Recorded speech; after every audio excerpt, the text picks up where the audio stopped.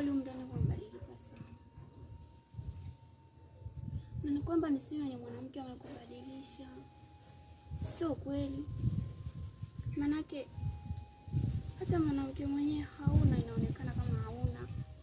Yaani hata tukizungumzia mambo ya Mungu unakuwa mkali. Yaani wakati Mungu ndo amekufanya uwe hivyo.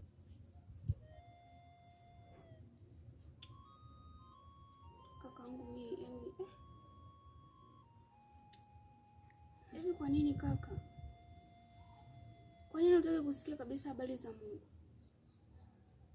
Yaani kwa mfano nikikwambia hapa tumuombe Mungu ili tuwe na maisha mazuri, kwa sababu Mungu ndo anayefanya kila kitu ili kionekane Mungu atusaidie.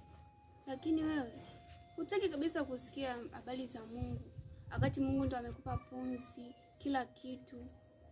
Ndo amekuacha uwe hai hivyo. Alafu bado hutaki hata kusikia habari.